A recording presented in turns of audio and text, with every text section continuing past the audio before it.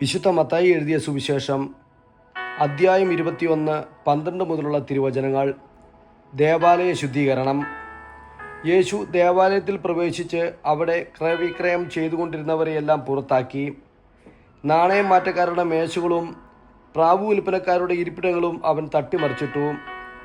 അവൻ അവരോട് പറഞ്ഞു, എൻ്റെ ഭവനം പ്രാർത്ഥനാലയം എന്ന് വിളിക്കപ്പെടും എന്ന് എഴുതപ്പെട്ടിരിക്കുന്നു. നിങ്ങളോ അത് കവർച്ചക്കാരുടെ ഗുഹയാക്കുന്നു.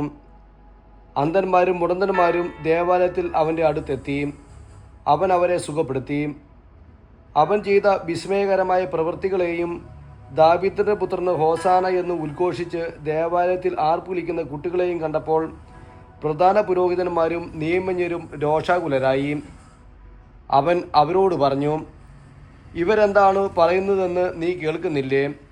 യേശു പ്രതിവദിച്ചു, ഉവ്വ്, ശിശുക്കളുടെയും മുല കുടിക്കുന്നവരുടെയും അധരങ്ങളിൽ നീ സ്തുതി ഒരുക്കിയെന്ന് നിങ്ങൾ ഒരിക്കലും വായിച്ചിട്ടില്ലേ? അനന്തരം അവൻ അവരെ വിട്ട് നഗരത്തിൽ നിന്ന് ബഥാനിയയിലേക്ക് പോയി അവിടെ താമസിച്ചു. അത്തിവൃക്ഷത്തെ ശപിക്കുന്നു. പ്രഭാതത്തിൽ നഗരത്തിലേക്ക് പോകുമ്പോൾ അവന് വിശന്നു.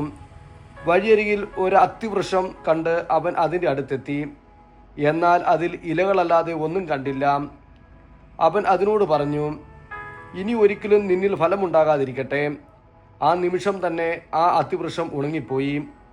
ഇത് കണ്ട് ശിഷ്യന്മാർ അത്ഭുതപ്പെട്ടു. ആ അത്തിവൃക്ഷം ഇത്രയും വേഗം ഉണങ്ങിപ്പോയത് എങ്ങനെ എന്ന് ചോദിച്ചു.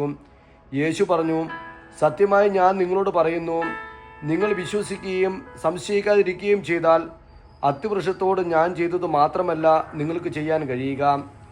ഈ മലയോട് ഇവിടെ നിന്നു മാറി കടലിൽ ചെന്ന് വീഴുക എന്ന് നിങ്ങൾ പറഞ്ഞാൽ അത് സംഭവിക്കും. വിശ്വാസത്തോടെ പ്രാർത്ഥിക്കുന്നതെല്ലാം നിങ്ങൾക്ക് ലഭിക്കും. യേശുവിൻ്റെ അധികാരം. അവൻ ദേവാലയത്തിലെത്തി പഠിപ്പിച്ചുകൊണ്ടിരിക്കുമ്പോൾ പ്രധാന പുരോഹിതന്മാരും ജനപ്രമാണികളും അവനെ സമീപിച്ച് ചോദിച്ചു, എന്തധികാരത്തിലാണ് നീ ഇതൊക്കെ ചെയ്യുന്നത്? നിനക്ക് ഈ അധികാരം നൽകിയത് ആരാണ്? യേശു പറഞ്ഞു, ഞാൻ നിങ്ങളോട് ഒന്ന് ചോദിക്കട്ടെ. നിങ്ങൾ എന്നോട് ഉത്തരം പറഞ്ഞാൽ എന്തധികാരത്തിലാണ് ഞാൻ ഇതെല്ലാം ചെയ്യുന്നതെന്ന് നിങ്ങളോട് പറയാം. യോഹന്നാന്റെ സ്നാനം എവിടെ നിന്നായിരുന്നു? സ്വർഗത്തിൽ നിന്നോ മനുഷ്യരിൽ നിന്നോ? അവർ പരസ്പരം ആലോചിച്ചു. സ്വർഗത്തിൽ നിന്ന് എന്നു പറഞ്ഞാൽ പിന്നെ എന്തുകൊണ്ട് നിങ്ങൾ അവനെ വിശ്വസിച്ചില്ല എന്ന് അവൻ ചോദിക്കും. മനുഷ്യരിൽ നിന്ന് എന്ന് പറഞ്ഞാലോ നാം ജനക്കൂട്ടത്തെ ഭയപ്പെടുന്നു. എന്തെന്നാൽ എല്ലാവരും യോഹന്നാനെ ഒരു പ്രവാചകനായി പരിഗണിക്കുന്നു.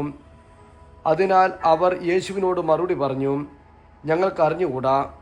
അപ്പോൾ അവൻ പറഞ്ഞു, എന്തധികാരത്താലാണ് ഞാൻ ഇത് ചെയ്യുന്നതെന്ന് നിങ്ങളോട് ഞാനും പറയുന്നില്ല.